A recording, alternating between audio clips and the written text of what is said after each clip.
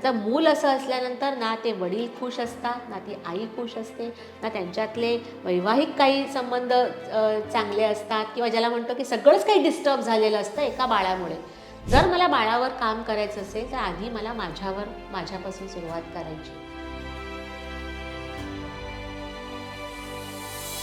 आई आणि वडिलांनी अशा मुलांसोबत कसं डेली वागायला हवं याबद्दल थोडंसं गाईड कराल? सोप्या गोष्टी आहेत. आता लक्षात घ्यायचं की माझं बाळ कमांड फॉलो करत नाही आहे. सगळ्यात पहिलं मला काय करायचं तर त्याचा लिसनिंग स्किल्स डेव्हलप करायचे आहेत.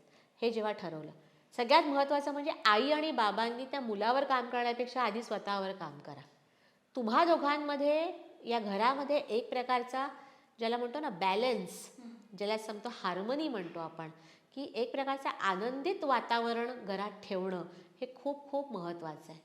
आता मूल असं असल्यानंतर ना ते वडील खुश असतात, ना ती आई खुश असते, ना त्यांच्यातले वैवाहिक काही संबंध चांगले असतात किंवा ज्याला म्हणतो की सगळंच काही डिस्टर्ब झालेलं असतं एका बाळामुळे. जर मला बाळावर काम करायचं असेल तर आधी मला माझ्यापासून सुरुवात करायची. त्यामुळे दोघांनी एकमेकांना समजून घेणं आणि दोघांनी एकत्रित हा निर्णय घेतला की आता आपल्याला आपल्या बाळावर काम करायचं आहे, त्याला छान नर्चर करायचं आहे, तर आपापसातले आपले इगोज ज्याला म्हणतो ते जरा बाजूला ठेवून थोडं फोकस आपण बाळावर करूया आपापसातलं. कारण आपल्या दोघांमधला जो काही बॉन्डिंग आहे ते बाळ जरी त्याला बोलता येत नसलं तरी ते फील करत असतं. या घरामध्ये वातावरण कसं आहे, आजी आजोबा असतील, सगळे असतील, घरात एक प्रकारचं आनंदातलं वातावरण निर्माण करणं महत्त्वाचं आहे. सासवांनी सुनेला सतत करेक्शन्स करत राहणं की तुला बाळाकडे नीट बघता येत नाही, असं नाही, हे करणं बंद केलं पाहिजे.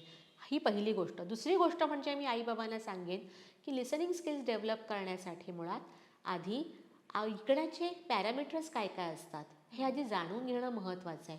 म्हणजे ज्याच्यामध्ये कमांड फॉलोईंग आलं, ज्याच्यामध्ये स्टोरी टेलिंग झालं, ज्याच्यामध्ये इन्सिडेंटल टीचिंग आलं, ज्यामध्ये पॅरलल टॉक्स आले, हे डिफरंट डिफरंट टेक्निक्स आहेत ज्या अरुलाने डेव्हलप केलेल्या आहेत. कारण ते सांगायला गेले तर इथे असे 10 पॉडकास्ट आपले हा कमी ना. पडतील. ओके, तर या टेक्निक्स हळूहळू इम्प्लिमेंट करायला सुरुवात केली बाळावर की ते बाळ कनेक्ट व्हायला लागतं घरात प्रत्येकाशी. आणि अशा पद्धतीने. आणि तिसरी सगळ्यात महत्त्वाची गोष्ट सांगते की बाळाला जज करणं बंद करा आधी.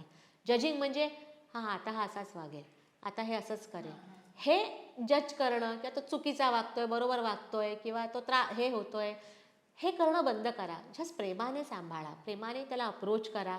आणि सगळ्यात महत्त्वाचं म्हणजे चॅरिटी बिगिन्स ॲट होम, हे लक्षात घ्या. आपल्या घरापासूनच ती सुरुवात करणं महत्त्वाचं आहे. नाहीतर आपण जायचो बाळाचा प्रॉब्लेम म्हणून, असे बरेच मार्केटमध्ये हे बसलेले आहेत की त्याचा फायदा उचलणारे तुमचा, की तुम्हाला म्हणजे इथे प्रॉब्लेम आहे जिथे बघ. लक्षात घे, ही सगळ्यात कॉमन टेंडन्सी आहे ह्युमन्सची की मला तुझ्यात दिसलं प्रॉब्लेम आहे, अशरीला काही ते प्रॉब्लेम आहे, तर मी ह्याचा फायदा कसा करून घेऊ शकेल. अशी लोकं आजूबाजूला बसलेली आहेत.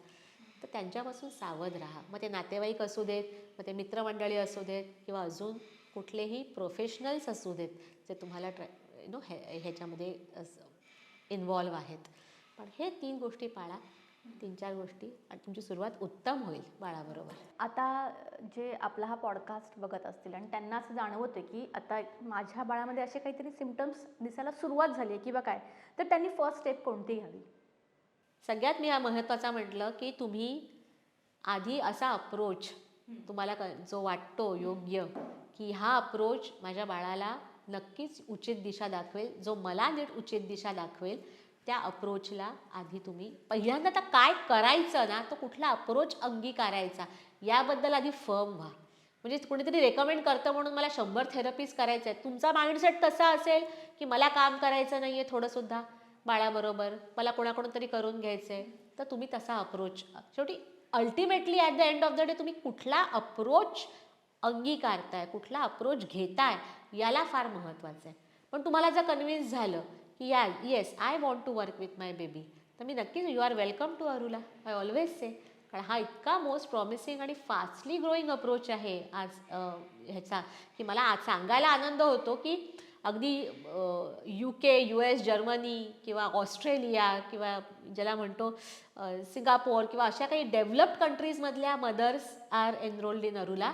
पण त्याचसोबत महाराष्ट्रातलं एखादं खेडेगाव आहे किंवा छोटं गाव आहे, खेडेगाव म्हणणार पण छोटं गाव आहे, किंवा बिहारमधलं एखादं आहे, नागालँडमधलं एखादं रिमोट प्लेस आहे की जिथे मेडिकल केअर पण पॉसिबल नाही आहे, तिथे अरुला काम करते, तिथूनही मदर्स आर इन्वॉल्ड इन अरुला. मला फक्त शेवटी एवढाच आहे की शेवटी पालक जिसे क्या कहते हैं, समझने वाले को इशारा काफ़ी होता है, ज्याने ते समजावं आणि आपला निर्णय घ्यावा.